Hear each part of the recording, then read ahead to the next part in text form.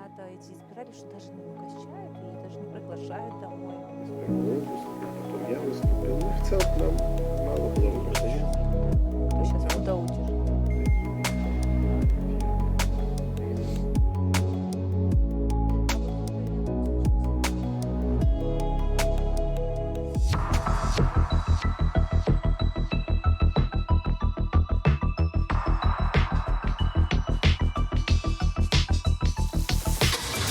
Саид, здравствуйте.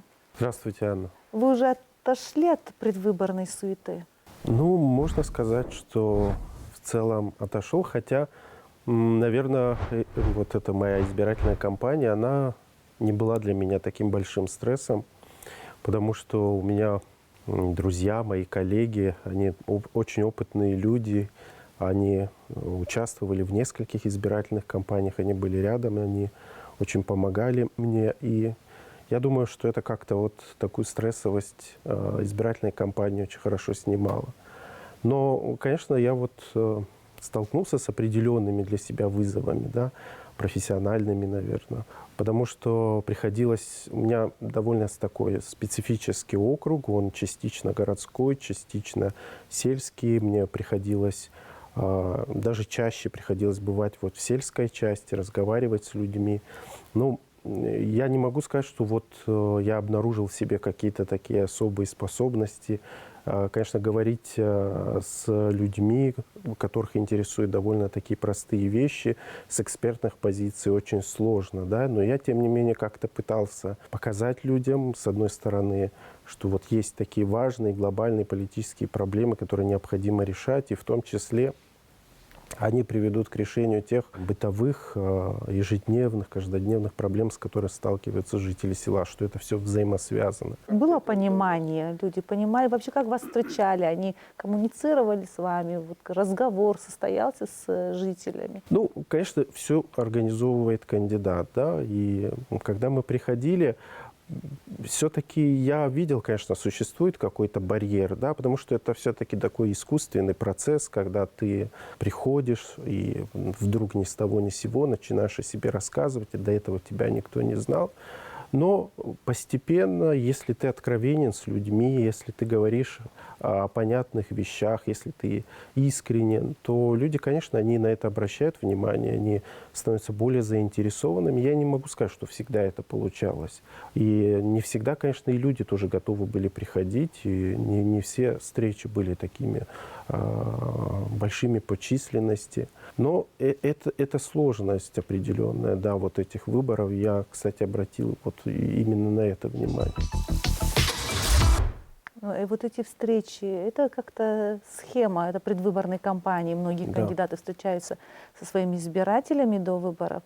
Имеет какое-то действие, имеет какой-то результат? Смысл в этих встречах есть? Я думаю, есть, конечно, потому что некоторые люди впервые, как я, выставляются.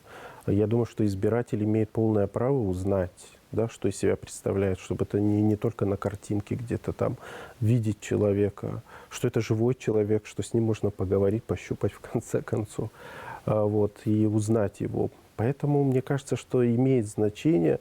Но другое дело, чтобы это, мне кажется, важно, чтобы это было организовано так, чтобы у всех кандидатов были равные возможности, да, выступить перед людьми, чтобы это как-то было организовано. Что это значит? Ну, на уровне местных администраций, я думаю, что местные администрации совместно с ЦИКом как-то могли бы определить какой-то график встреч с кандидатами, да, и приглашать людей, чтобы это было все-таки не всегда, понимаете, у разных кандидатов разные возможности, и в том числе, и, конечно, каким-то кандидатам может большее количество прийти, каким-то меньшее количество. Это, опять же, от возможностей самого кандидата зависит. Но если это местная власть организовывает каким-то образом, мне кажется, что это создает равные условия и как бы способствует честной конкуренции.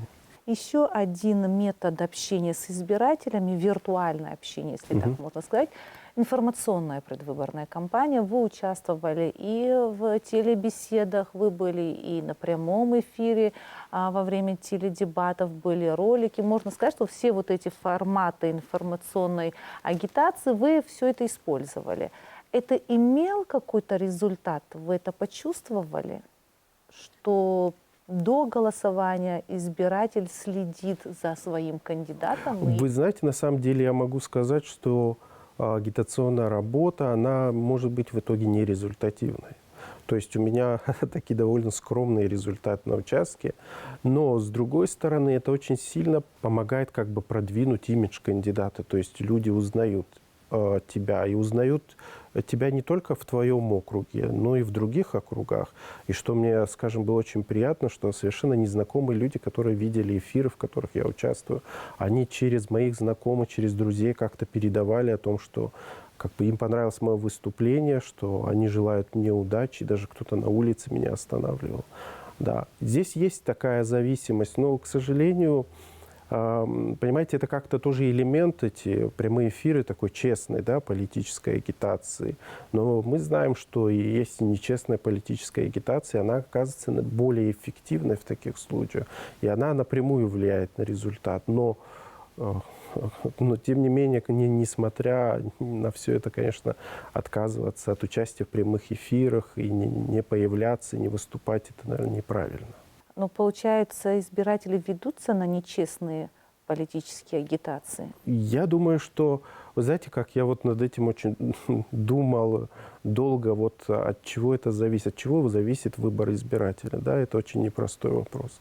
Ну, мы знаем о том, что все-таки давление на избирателей каких-то оказывается, потому что вот с моей точки зрения выборы, они превратились в такое чуть ли не спортивное соревнование каких-то отдельных команд, там, которым возглавляет какой-то кандидат, предположим, да. И люди, они как бы перед таким выбором становятся, что вот вы должны за своих голосовать, да. Выбор идет не политический, а выбор за своих и против чужих. Вот каким-то таким образом, мне кажется, ставится вопрос, что в корне неправильно. Это как бы первый момент, который вот серьезно очень влияет на выбор избирателя. И если кандидат очень влиятельный, у него, конечно, больше возможностей оказывать такое давление. И тут и родственные связи, и еще какие-то связи другие подключаются. Это первый момент. И второй момент, то, что такая проблемная вещь, но я слышал о том, что кандидаты, конечно, прибегают и в том числе и к подкупу. И это продолжается довольно долгое время. То есть и на это тоже влияет на сознание избирателя. Как бы в сознании избирателя что-то переключается, и он как бы полагает, что это допустимо, потому что, ну, в итоге оказывается возможным. То есть никто за это не несет никакой ответственности. Это тоже как бы в сознании избирателя очень сильно происходит какая-то вот подмена понятий, что ли. То есть это говорит о том, что это возможно, это допустимо. И избиратель, соответственно, тоже не чувствует, что он совершает какой-то такой уж важный судьбоносный выбор. И у него складывается ощущение, что уже как бы все решено, а он вот играет роль, например, статиста.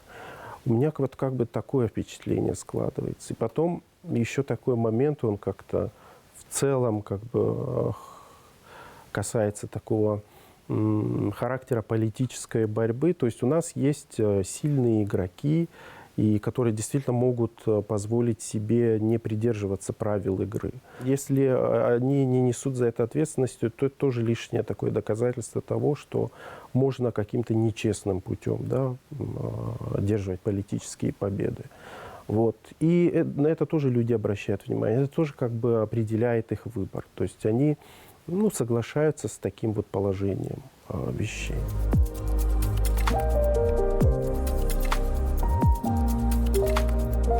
Получается, мы больше перекладываем ответственность на избирателя. Мы рассчитываем на осознанный выбор избирателя. Ну, давайте подумаем. Граждане наши думают по-разному. У каждого интеллектуальные способности тоже разные, в том числе и не только интеллектуальный, но и характер, ценности жизненные тоже разные. Может быть, надо воспитывать именно общество. Нельзя же сказать, что народ – это общество, а вот общество, которое делает более осознанный выбор, более грамотно подходит, да, к самим выборам, понимая, что какие могут быть последствия, что в законодательный орган страны должен попадать депутат, который там будет заниматься законотворчеством, а не дорогами или не трубами. Вот как воздействовать на наше общество? Ну вот даже скажем, очень многие депутаты и даже в эфире они как бы жаловались на то, что избиратели, они говорят о каких-то бытовых проблемах, которые как бы должны все-таки решать местные власти, местные администрации, ну и те же местные депутаты. Но они с этими вопросами обращаются именно к будущим кандидатам в депутаты. И это тоже, на мой взгляд,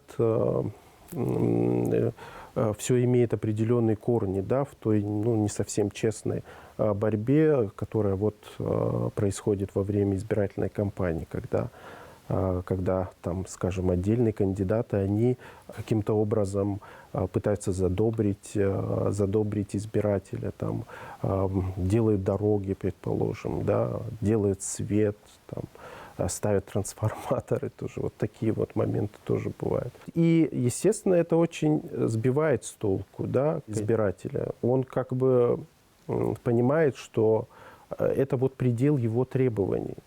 А в остальном политическая ситуация, наверное, это слишком политическая ситуация, какие-то серьезные политические проблемы.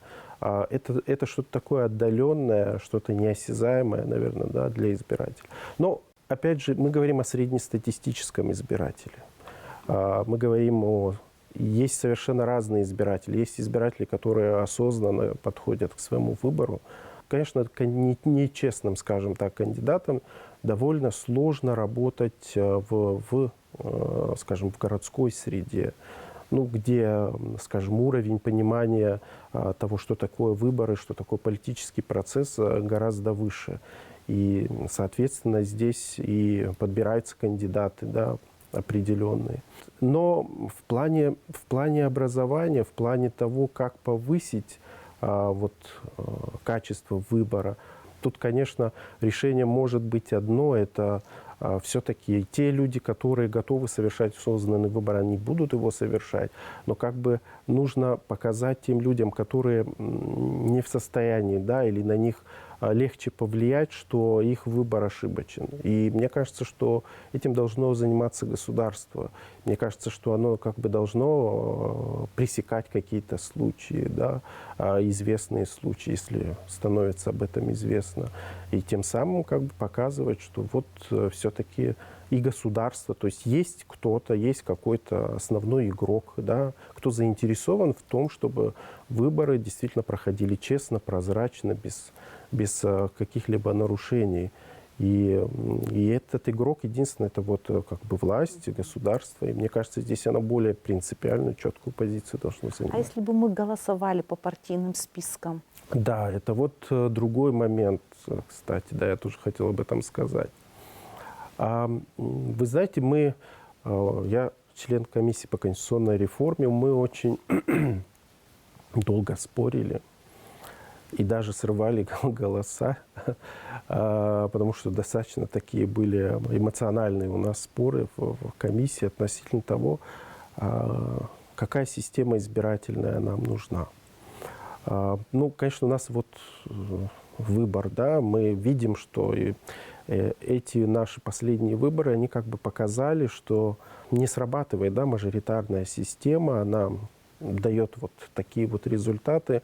Мы видим, что избирательные округа у нас небольшие, и, в принципе, там достаточно легко оказывать влияние на избирателя, да, как-то манипулировать избирателем, на самом деле, если говорить открыто. Пропорциональная система – это слишком, мне кажется, радикально, да, когда мы полностью, да, перейдем, если мы вдруг полностью перейдем на партийные списки, мне кажется, это довольно радикальный переход, потому что у нас еще как бы нет опыта такого, да.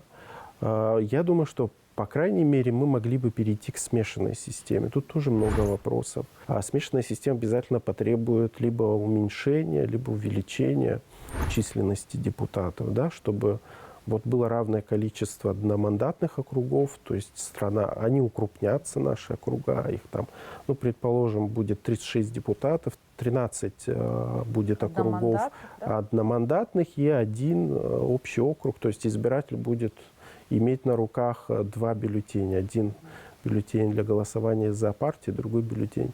Но это тоже довольно сложно. Представляете, для избирателя, еще избирателю надо будет научить. Но вот этот вот переход к укрупнению округов, он как бы, мне кажется, он позволит избавиться от всех этих, отчасти позволит, наверное, избавиться от всех этих различных способов манипулирования мнением избирателя. Потому что сейчас все они как бы адаптированы под небольшие округа. Мне кажется, конечно, повлиять на мнение людей, которые в большем количестве округов, если это кандидат, который избирается от мандатного округа, будет сложно. С другой стороны, партийные списки – это тоже довольно-таки интересная вещь.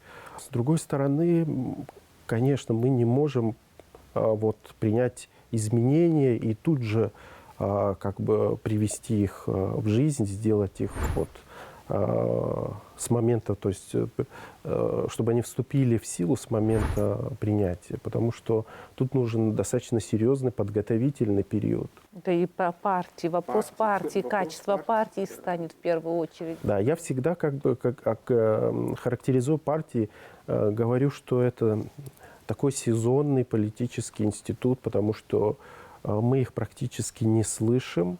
То есть у нас общественные организации выполняют, по сути дела, роль партии, потому что они более активны, их слышно. Партии у нас просыпаются только в сезон выборов, и их слышно только тогда. И вот сейчас тоже партии проявили себя тем, что они просто предложили кандидатов. Но в чем в остальном проявляется роль партии, мне как бы непонятно. И действительно, это не должно быть так. Тогда для чего создаются у нас политические партии, ведь их не так мало? Ну, политические партии – это еще и инструмент такого политического давления, политического влияния. Они, конечно, нужны, но другой вопрос, почему Нет, они нужны, я работают, согласна. да. Почему они не работают? У меня Да. вот этот вопрос. Это вопрос очень непростой, потому что, да, действительно, многие говорят о том, что, конечно же, партии, они не выполняют в наших условиях основную свою функцию. Они не участвуют в качестве партий как таковых в выборах. То есть они всего лишь представляют свои кандидатуры.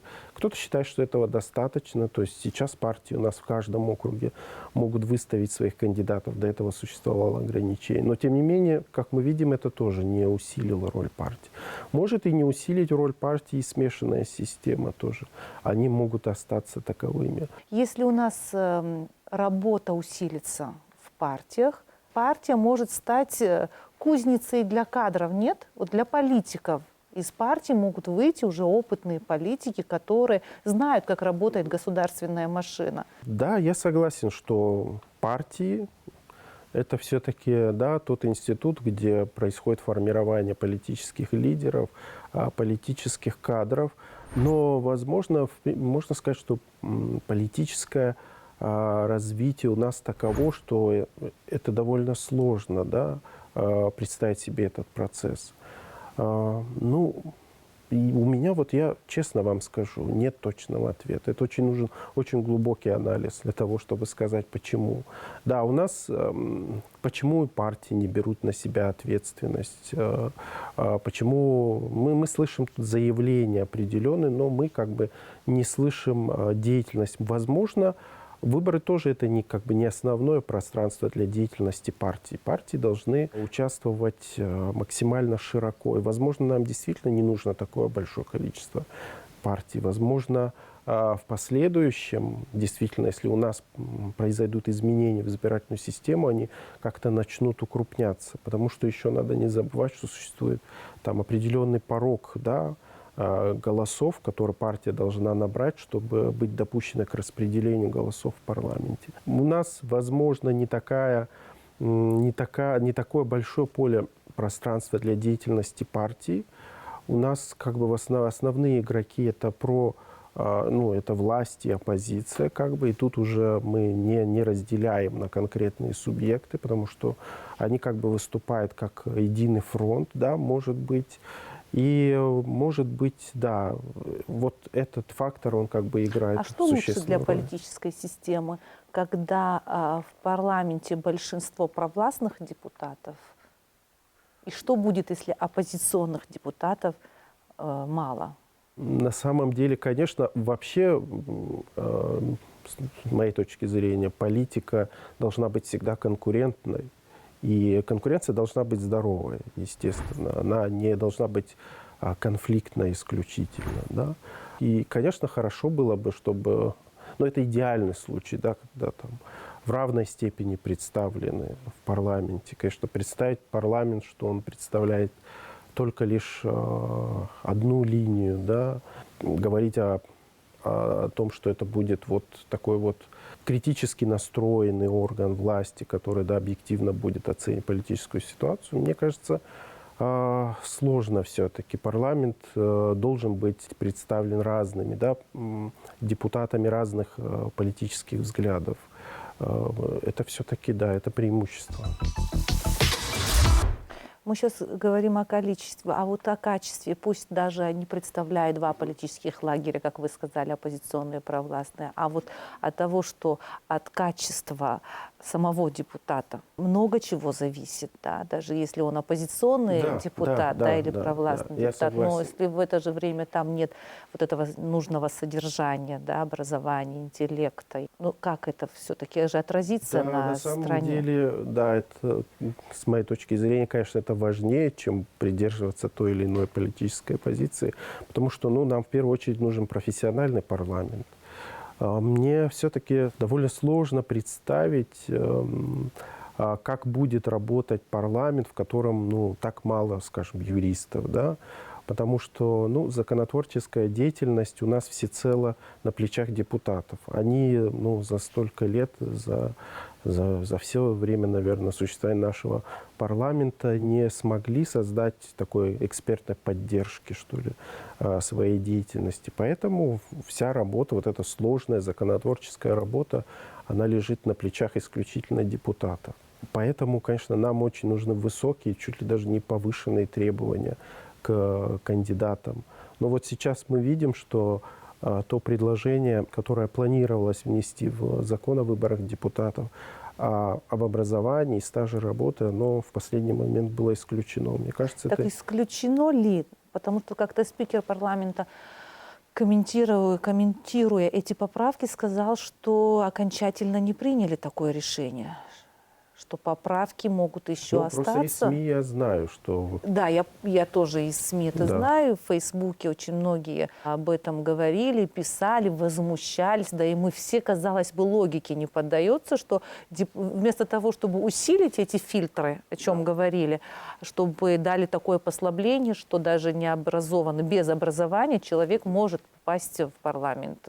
Это вообще возможно? Это возможно юридически, потому что сейчас закон не содержит такого ценза. То есть, да, конечно, человек, у которого нет высшего образования. Это прописано сейчас? Нет, это не прописано. У нас очень простой сейчас фильтр. Это возраст, гражданство, дееспособность. То есть и с наличием всех этих Кстати, критериев. возрастной ценз тоже многих смущает, что депутат парламента должен быть старше 30 и даже 35 лет. Что вы по этому поводу думаете? Сейчас 25. Сейчас 25. Но вот есть инициатива от людей, от общества, чтобы возрастной ценз повысили, да. Ну, вы знаете, и этот вопрос тоже обсуждался, например, в комиссии по конституционной реформе, и вопрос образовательного ценза тоже обсуждался. И мы пришли к тому, чтобы, конечно, немного повысить возрастной ценз на 2 года, 27 лет. Что меняет вас? Ну, смотрите, мы рассуждали таким образом, что человек заканчивает вуз в 22 где-то года, плюс у него есть возможность 5 лет поработать, да, чтобы совсем как бы не исключать возможность молодым людям попадать в парламент. Хотя, конечно, сейчас молодым человеком... Почему 27-летнему молодому человеку обязательно надо начинать свою политическую карьеру с парламента? Да, это тоже вопрос, да. Но мы консенсусным... Тут можно, знаете, сколько рассуждать, хотя, может быть, человеку и 50. Да, на самом деле. Не всегда возраст может быть показателем мы как бы ума, к исходим, сожалению. из своих реалий, из качества образования и всего прочего, да, когда формулируем эти цензы. Но может ситуация в конце концов измениться. Может в сфере образования у нас произойдет прорыв, у нас большое количество молодых, талантливых людей появится. Мы как бы пишем законы не на год, на два. Мы все-таки с прицелом на будущее хотим, чтобы что-то изменилось. И не хотелось бы закрывать совсем двери тоже. Да? Таким образом, наверное, мы рассуждали. Но образовательный ценз, он, конечно, нужен. Он просто необходим. Тут еще вопрос не просто в образовательном, потому что сейчас высшее образование имеет несколько ступеней. Надо еще подумать о том, какая конкретно ступень. Мне кажется, это важно.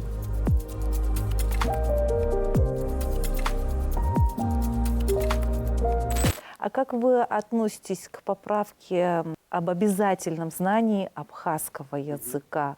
Закон, правда, вступает в силу с 8-го созыва, получается, с 2027 года. Как вы относитесь к этой поправке и изменит ли это ситуацию, улучшит ли ситуацию с абхазским языком? Ну, вы знаете, вот я по поводу этой поправки все-таки, наверное, не соглашусь с решением парламента. Мне здесь не совсем понятно, какие сигналы парламент тем самым посылает. Вот если речь идет о том, что мы хотим по этническому признаку сформировать парламент, или мы хотим усилить значимость языка. Но если мы хотим усилить значимость языка, это, конечно, такая цель оправданная, легитимная. Но я не думаю, что мы правильным способом эту проблему решаем. Чтобы на молодых людей это повлияло. Не все хотят на самом деле в парламенте идти депутатами. Наверное, это не самый такой основной мотив для того, чтобы изучать. Мне кажется, такими какими-то административно-командными методами не стоит решать проблему языка. Мне кажется, что язык наш, он требует совершенно других подходов, творческих. Конечно, с одной стороны, если при всех этих творческих подходах тоже будет и игнорирование языка, то здесь, конечно, надо использовать какие-то инструменты, какие-то командные, но не в целом таким командно-административным методом внедрять язык. Здесь, вы понимаете, еще получается, что противоречие Конституции, потому что Конституция провозглашает принцип равенства, в том числе и независимости от языка. То есть любой кандидат, не знающий язык, который захочет в 2027 году выдвинуться, он может обратиться в Конституционный суд и спокойно доказать свое право быть в парламенте без знания языка. Это тоже довольно будет плохой прецедент. У меня другой вопрос. В какой стране еще можно избираться в парламент или вообще поступить на государственную службу, не зная государственного языка? Да, это проблема. И это такой у нас контекст, такой сложный, непростой контекст. И здесь надо думать, потому что на самом деле меры по защите языка, по продвижению языка, они же применяются, принимаются, и не только они касались административной сферы. Почему они оказываются неэффективными? Мне кажется, что нам нужна не такая негативная повестка, которая продвигается командно-административным способом, а какая-то позитивная повестка. Мы одномоментно, конечно, 5 лет – это недостаточное время для изменения ситуации, потому что за 5 лет мы не сможем подготовить такие условия для того, чтобы люди других национальностей смогли выучить язык, тем более, если это взрослые люди, смогут ли они выучить язык и попасть в парламент. То есть здесь, знаете, какой еще важный момент? Парламент – это орган народного представительства, то есть он должен учитывать и социальную, и национальную, и половую структуру общества, то есть представлять все слои общества. Здесь есть, получается, такой барьер. Мне кажется, что мы все-таки не с того конца начинаем. Тема развития абхазского языка, она очень важная, она самостоятельная, она впоследствии может касаться органов власти, но мы должны ею непосредственно самой заниматься. Кстати, очень хорошее исследование есть у Вячеслава Андреевича Чирикпа, посвященное этим проблемам. Я, например, абсолютно с ним согласен в тех вопросах. Предположим, необходимо будет сдать экзамен, то, чтобы попасть. Потому что каким образом будет тестироваться знание абхазского языка? Ну, на каком уровне большинство людей может владеть абхазским языком? Я не думаю, что они владеют деловым абхазским языком или знакомы с сложной юридической терминологией. То есть у нас все-таки недостаточно развита терминологическая база. То есть очень много проблем с этим связано. И это не значит, что я как бы противник перехода, но мне кажется сейчас, что это все-таки не очень взвешенное решение. Что наш язык достоин того, чтобы мы не с помощью таких вот насильственных методов его внедряли. Это должно начаться в школах, и должны быть, например, созданы условия для того, чтобы существовали курсы, доступные курсы абхазского языка для всех желающих. Если бы вы попали в парламент, то, учитывая, что вы являетесь специалистом по конституционному праву, что бы вы поменяли в выборном законодательстве? Вот именно какие поправки вы внесли бы? То, о чем мы с вами говорили, это переход к смешанной избирательной системе. Но, на самом деле, много уже об этом сказал раньше.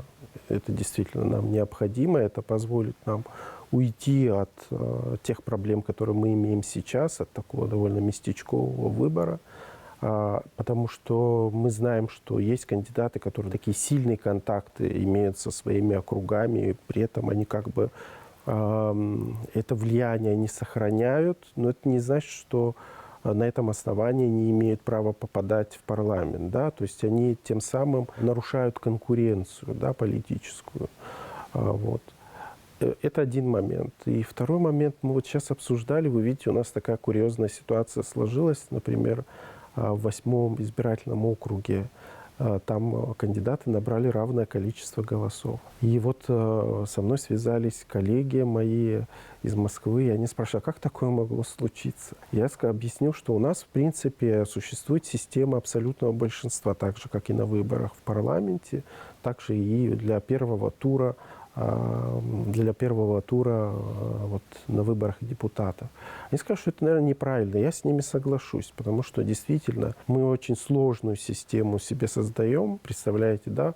Вы не можете набрать абсолютное большинство в первом туре. Вот эти два кандидата, они переходят во второй тур. Тут есть вероятность того, что они, опять же, да, тут вот... Вообще такая редкость, мне кажется, когда вот правда один голос все решает. Ну, мне кажется, что это не очень правильно. Есть и много других частных моментов. Я не думаю, что это вот для формата нашего. Это вот сейчас про выборы. А вот если говорить в целом, вот вы много лет работали в комиссии по конституционной реформе, что в обязательном порядке в ближайшее время, прям вот время уже назрело, что надо изменить в главном документе страны? Собственно, и был членом комиссии по конституционной реформе, и я чуть ли не на каждом своем выступлении, вот во время избирательной кампании, публичном выступлении, я говорил о том, что необходимо, да, приступить к этой реформе. Реформа, она очень важных моментов касается, конечно. У нас есть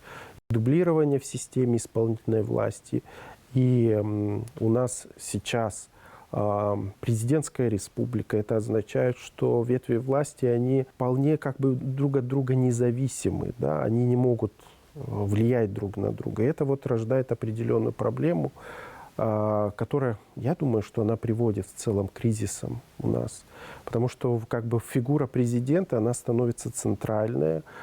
Президенты, кем бы они ни были, они виновники всех проблем, ну, потому что они аккумулируют в своих руках всю власть. Вот распределения, мне кажется, что нам не хватает. Я имею в виду Конституционную комиссию, мы предлагаем распределение внутри исполнительной власти. Во-первых, упростить структуру этой власти, снять дублирование администрации президента и кабинета министров, распределить обязанности от президента или от премьер-министра к министрам отдельным, которые отвечали каждый за свою отрасль и несли ответственность в полной мере за то, что происходит в отрасли. И с другой стороны, мы как бы предлагаем усилить механизм сдержек и противовесов, то есть наделить парламент возможностью участвовать в формировании кабинета министров. Стоп, подождите. А если вот такой парламент некачественный, как мы говорили, мы получим?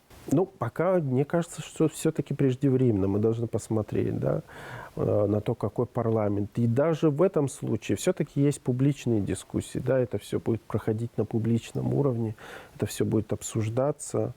Я думаю, что как-то постараются не упасть в грязь лицом депутаты. И это все будет... Президент, тем не менее, при формировании кабинета министров не лишается права самостоятельно сформировать. Просто парламент, я так понимаю, участвует, да, в назначении министров? Он, да, соглашается, он дважды может не согласиться с кандидатурой конкретного министра. Но если президент посчитает нужным, он может как бы предложить другую кандидатуру, либо назначить свою. Правда, у парламента потом появляется право через полгода снова поднять вопрос об этом. Отложенное право, да, чтобы президент как бы понимал, что влияние парламента имеет значение. Но мне кажется, что это тоже важный механизм, потому что он тоже снимает вот эту конфликтность, да, которая существует у нас в политических отношениях. Распределяет, то есть как бы должность президента, вот эти все кризисы, да, политические, они так или иначе связаны с фигурой президента. Когда президент все-таки становится чуть менее, да, ответственной фигурой за все, что происходит, когда у нас есть конкретные ответственные за свои области должностные лица, здесь, мне кажется, что меньше возможностей для политических кризисов. Вот вы сказали про политический кризис, вы сказали про конфликтность. И тут у меня вот, я вспомнила про ситуацию 2004, 2014, 2020 годов. В каком контексте? Что вот эти конфликты, они как звенья одной цепи. Вот, и часто по этому поводу разгораются дискуссии в соцсетях, и не только в соцсетях. У меня тоже есть своя позиция в этом вопросе, как гражданина, как журналиста. Для меня разница очевидна этих событий. Но я хочу услышать компетентное мнение. Вы, как специалист по конституционному праву, я хочу, чтобы вы дали правовую оценку этих событий. А не правда ли они вот одинаковые? Ну, вы совершенно правильно сказали, что это звенья одной цепи. И вот кризис 2004 года, он на самом деле стал такой отправной точкой для всех последующих кризисов. Ну, это не только, да, у нас и другие мелкие кризисы случались и продолжают случаться. Ну, причины разве похожи? Нет, причины там на самом деле разные. Конечно, там где-то выборы, где-то это вот действительно конфликт политический обострился, да, между властью и оппозицией. Это в 2014 году совершенно точно. Отчасти 2004 и 2020 год чем-то похож, потому что они вот развивались в рамках выборов. А 2014 год, он отличается. И я, кстати, делал определенное заключение, да, конституционности решений парламента, да, когда парламент признавал президента неспособным осуществлять свои полномочия, насколько это вообще было правильно сделано. В 2014 году? Да, в 2014 году. Ну, я тогда критиковал парламент и говорил о том, что это было неправомерное, неконституционное решение. Очень важно, конечно, в момент того, когда политическое событие происходит, дать такую оценку юридическую. В 2014 году это было неконституционное свержение президента? Я считаю, что, ну, да, конечно.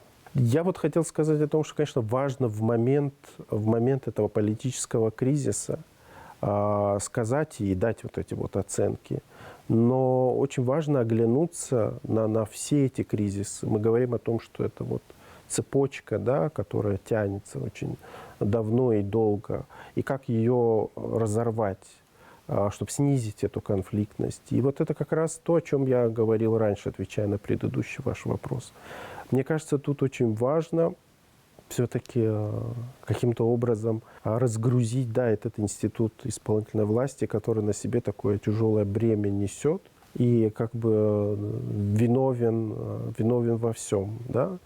Если парламент будет участвовать в выборах, будет участвовать в формировании Кабинета министров, мне кажется, что это вот такой вот серьезный момент, который может смягчить вот эти Вы считаете, кризисы. что если произойдет вот это перераспределение полномочий, вот накал, конфликтный накал, Он может спасть. Хотя, конечно, опять же, все зависит от того, насколько представлены политические силы в парламенте. Да? С другой стороны, если мы перейдем к смешанной избирательной системе, то это тоже, наверное, все-таки поможет каким-то образом этот конфликт в русло такое перевести, менее конфликтное в основе политических отношениях, на самом деле не всегда плохо, потому что этот конфликт, он рождает конкуренцию. Конкуренция – это очень важный момент демократической государственности. Очень важно, что у нас есть эта конкуренция. С другой стороны,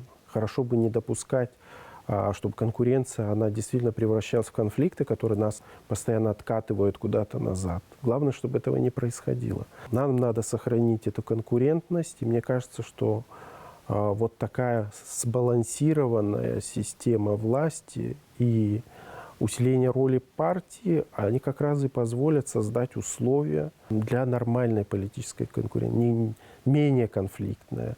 Может, от конфликтов мы не уйдем, но тем не менее, как бы мы сделаем шаг в сторону того, чтобы сделать нашу политическую жизнь менее такой вот взрывоопасной.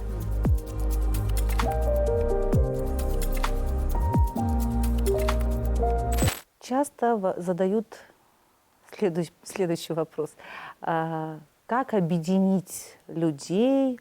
Вот, что это очень важный вопрос. Надо, те, которые разделились по политическим предпочтениям, их надо объединить. Этот вопрос звучал и во время выборов тоже. На всех выборах звучит все время.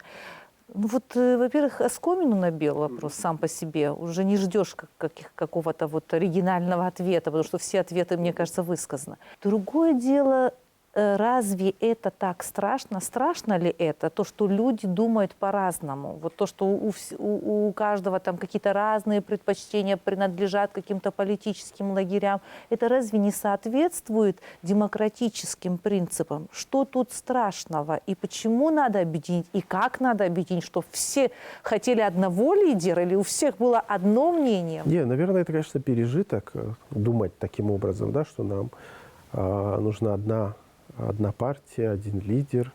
Я думаю, что мы как бы... Речь идет о расколе, да, так называемом расколе в обществе. Да. Мне кажется, что раскол, он постепенно смягчается, и он все-таки, вот так, если мы постараемся, мы его можем такое рациональное русло, это уже будет не раскол, это как бы нормальная ситуация, когда в обществе есть разные политические лагеря, и они вот создают вместе вот эту политическую конкуренцию.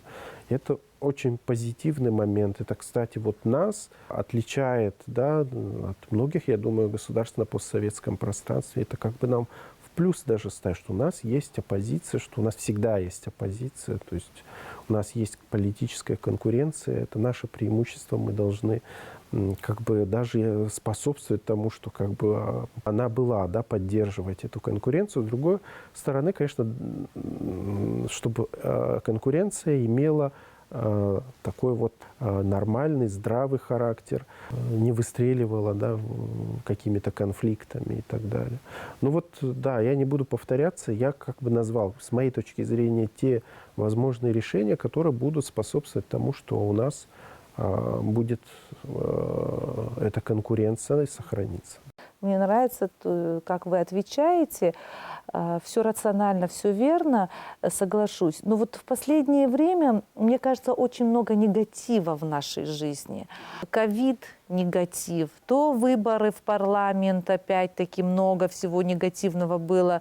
Радужных, может быть, радужных высказываний было меньше, а вот негативных было больше, обид было много. Вот такое ощущение, что вот мы окружаем себя негативом, а во дворе уже весна. скоро туристический сезон. Ну и, возможно, вот внешнеполитическая ситуация тоже давит на нас. И непонятно, в мире все меняется, и что будет в будущем. Я бы хотела немножко вот уйти в позитивное русло. Вы можете назвать мне несколько пунктов вот позитивного имиджа Абхазии? Немножко обратить внимание, что не все у нас так плохо, как мы говорим. Не, на самом деле, конечно, я не думаю, что у нас все так плохо, как принято говорить. И это тоже, мне кажется, это какое-то заблуждение на самом деле. Потому что все, что происходит, это такое развитие, с моей точки зрения, ну, очень болезненное. Но развитие, если мы как бы поменяем свою точку зрения с негативной на позитивную, то мы обязательно увидим плюсы. Даже независимыми экспертами, вот наш политический процесс, он все-таки воспринимается довольно позитивно. И даже довольно серьезные эксперты говорят о свободе, политической свободе, которая существует в Абхазии. Политической свободе, да. Это очень большой плюс, я бы назвал. А с другой стороны, вот мы сказали о пандемии, но пандемия – это такая страшная вещь. С одной стороны, с другой стороны, она таким испытанием стала для нашего общества. И вот она позволила вот проявиться таким людям неравнодушным. Мы знаем, что у нас волонтерское движение очень сильно так поднялось, и мы видим много молодых людей, которые готовы быть волонтерами, которые безвозмездно работали. И очень много, и вы знаете прекрасно этих людей, которые оказывали помощь самую разную, и продуктовую, и медицинскую. Вот. Это тоже очень такой важный момент. Мы узнали имена самоотверженных врачей. Да, безусловно. В целом, вот если как бы отвлекаясь от остальных вещей, я бы еще отметил вот момент наша культура, да, она очень оказалась уязвимой перед лицом пандемии, вот этих всех событий. Но вы видите, насколько, тем не менее, у нас возрождается культурная жизнь. И какая она интересная, какая она насыщенная, какая насыщенная у нас театральная жизнь, какая интересная у нас там, не знаю, художественная жизнь, да, насколько наши художники как-то воспряли, насколько мы чаще стали о них слышать. Это тоже для меня очень, очень такой положительный сигнал того, что происходит какая-то нормализация в жизни. И, кстати, вот язык искусства, а у нас он самобытный, у нас он свой, и это как бы признают, у нас есть международно известные, да, представители искусства, которые известны во всем мире. Да, мы как бы должны ценить эту культуру нашу, да. И она универсальный язык. И мне кажется, через нашу культуру мир может лучше даже понять, чем мы бы сказали какими-то другими средствами. Я хотела бы узнать, чем вы еще увлекаетесь, как вы отдыхаете?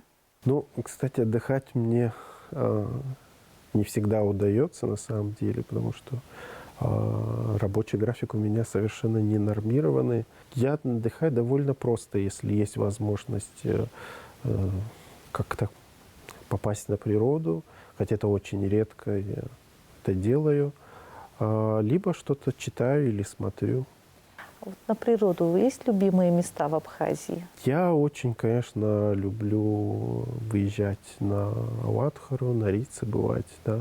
С кем обычно ездите? Ну, мы обычно с друзьями, с кем-то из родственников.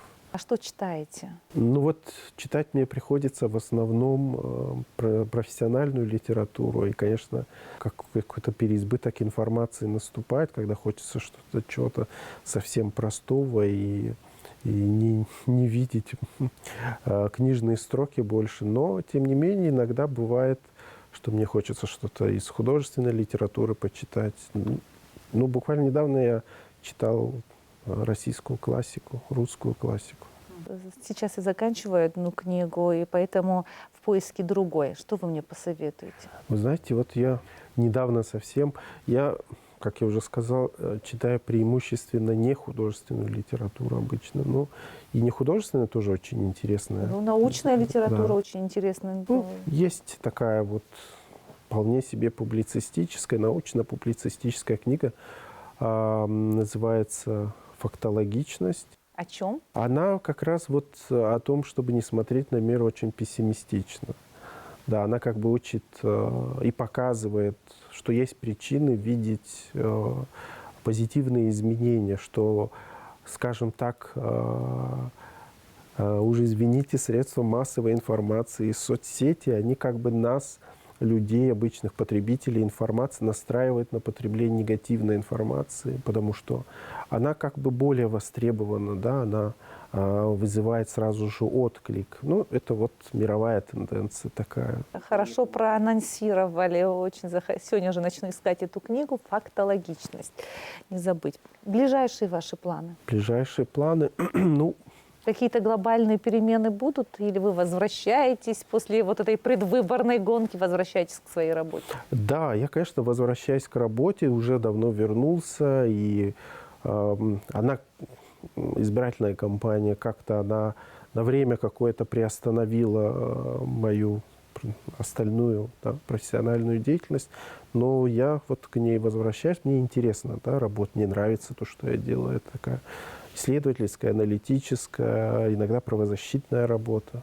Так что я получаю большое удовольствие от своей работы. Вы как юрист, как специалист по конституционному праву, как образованный, интеллектуал, интеллигент, молодой человек, по всем пунктам и параметрам очень подходили. Вы должны были стать депутатом парламента, уверена, это было ваше место. Но избиратель решил по-другому. Мне, например, искренне жаль, я не живу и не голосовала в вашем избирательном округе, но если бы я проживала бы в этом избирательном округе, для меня выбор был бы очевиден. Спасибо. Спасибо большое за интервью.